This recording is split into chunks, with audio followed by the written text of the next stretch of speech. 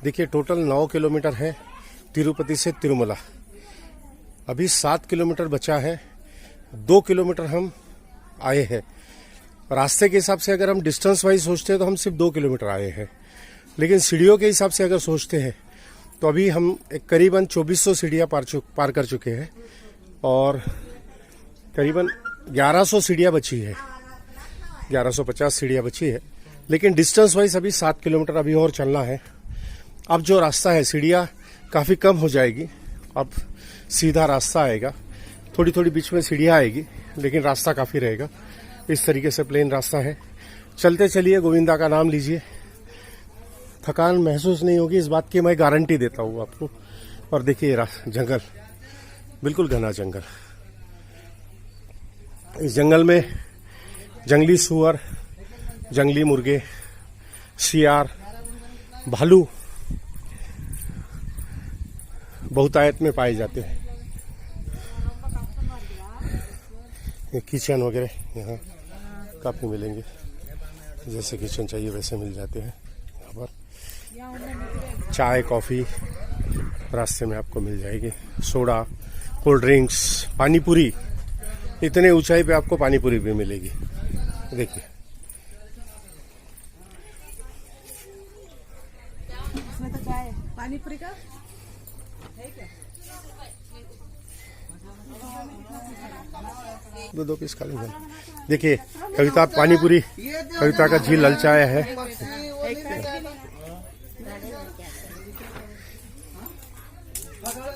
पानी अलग से देना है, पानी अलग से दो।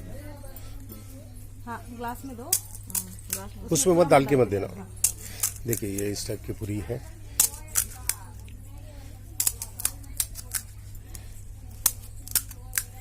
सेवन और हेलो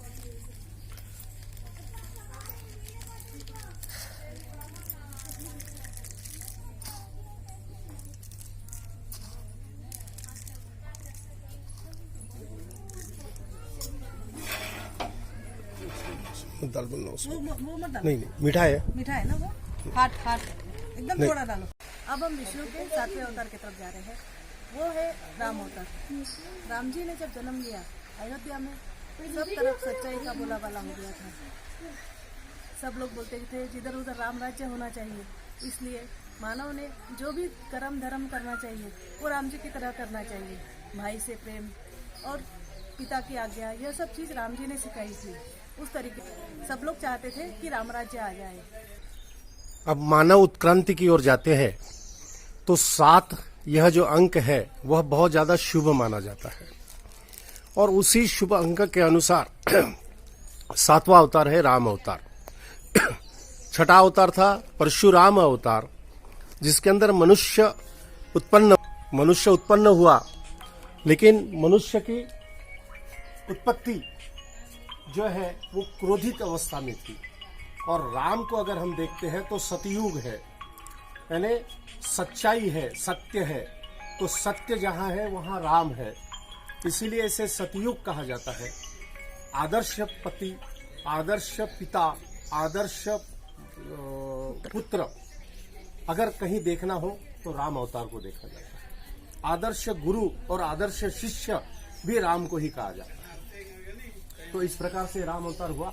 मानव उत्क्रांति के अंदर 7वां अवतार राम अवतार है। देखिए मनुष्य किस प्रकार से डेवलप करता गया, मनुष्य का किस प्रकार से विकास होता गया, आप राम अवतार को देखकर समझ सकते हैं। ये पूरा जंगल का रास्ता है। देखिए अंदर में बहुत बड़ा सांबर बैठा हुआ हिरन, ये देखिए। मैं स्क्रीन को जूम करता हूँ, देखिए ये अंदर में बैठा है। इस प्रकार से सभी जंगली जानवर आपको इस रास्ते में दिखाई देंगे। घना और गहरा जंगल है।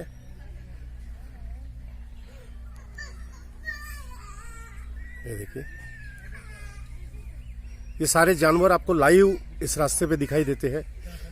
कभी कभी भालू भी नजर आते हैं, सियार नजर आते हैं, जंगली सुअर कई बार नजर आते हैं, जंगली मुर्गे हैं, काफी जानवर यहाँ नजर आते हैं। पंछियों के तो बहुत यहाँ पर वैरायटीज है, काफी प्रकार के पंछी यहाँ नजर आते हैं। पैराडाइज बुलबुल यहाँ पर अक्सर दिखाई देती है।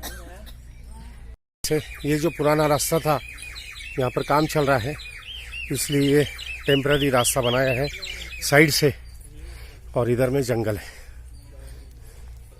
ये पूरा रास्ता बहुत बढ़िया, मज़ा आती है। 5 से 6 घंटे लगते हैं ऊपर पहुंचने में, तिरुपति से तिरुमला पहुंचने में, लेकिन आनंद आ जाता है। थकान आती है 100%, इतना चलेंगे तो थकान आएगी। यूट्यूब से लाइफ इज गिफ्ट।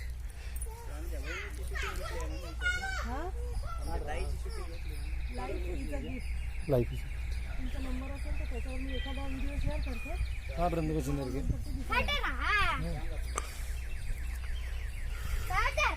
इस प्रकार से ये पूरा घना गहरा जंगल है। आपसे गुजारिश है कि एक बार जरूर आइए, पैदल यात्रा करिए तिरुपति से तिरुमला, आपको आनंद आएगा। ये घना जंगल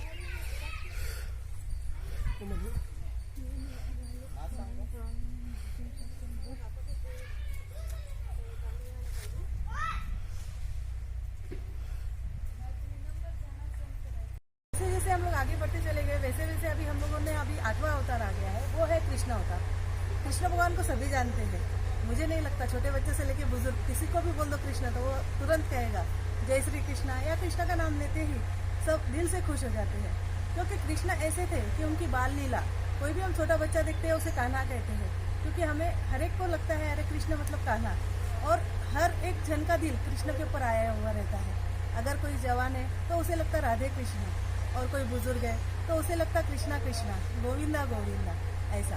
क्योंकि कृष्णा अवतार जो हुआ था, उन्होंने भी मतलब कंस का वध करने के हिसाब से ही उनका जन्म हुआ था। जब कृष्ण भगवान पैदा हुए तो वो 8 कला से संपन्न थे। उनका जन्म भी अष्टमी पे हुआ है और उनका अवतार भी 8वां ही है। उसी तरह उनका नंबर भी 8वां ही था। इसी तरह 8 कलाओं से उन्हें कहा जाता है कि कृष्ण जो थे वो हर कला में निपुण थे। चाहे बचपन में नाच करना हो या कोई भी कला बोलो, हर कला में वो निपुण थे। और कृष्ण जो कि टेढ़े खड़े रहते थे, इसलिए, और क्रू का जो शब्द था वो आधा कटा हुआ है, इस तरीके से उनका नाम हुआ है। लेकिन वो काफ़ी अच्छे, मतलब जैसे हम बोलेंगे कि कृष्ण का नाम जैसे ही सुनते हैं तो दिल एकदम बाग बाग हो जाता है, और अपने आप हर एक का शीश नतमस्तक हो जाता है।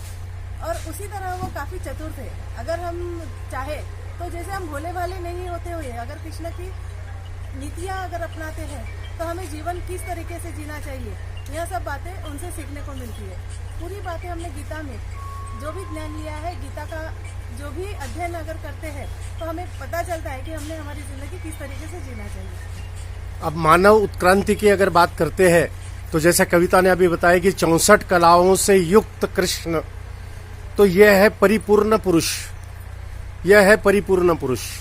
तो जो मानव की उत्क्रांति हुई उसके अंदर ये जो 8वां अवतार है कृष्ण अवतार, यह परिपूर्ण मानव है, जिसके अंदर, क्योंकि सतयुग खत्म हुआ, द्वापर युग की शुरुआत हुई, तो द्वापर युग के अंदर सभी कलाओं से युक्त, साम दाम दंड भेद से काम करने वाला पुरुष यानी कृष्ण अवतार, यह मानव उत्क्रांति का 8वां अवतार है। जैसा मैंने आपको बताया कि तिरुपति जाने के लिए आप रास्ते से भी जा सकते हो और सीढ़ियों से भी जा सकते हो, और यह जो रास्ता है तिरुमला से फिर तिरुपति के लिए, यानी ऊपर से नीचे जाता हुआ रास्ता। ऊपर जाने के लिए रास्ता अलग है, नीचे जाने के लिए रास्ता कम्प्लीटली अलग है। ये सभी गाड़ियां नीचे उतर रही है तिरुमला से तिरुपति हो। इन सब लोगों के दर्शन हो चुके हैं। ये दर्शन होके यात्रा करूं, दर्शन होके यात्री अब अपने घर पे लौट रहे हैं। ये सारा रास्ता जो है वो है, ये रास्ते में एक जगह पे क्रॉस होता है, और इस प्रकार से ये रास्ते का काम चल रहा है। फिर से जो पुराना रास्ता था वो हमारा उसी का, इसी प्रकार से अभी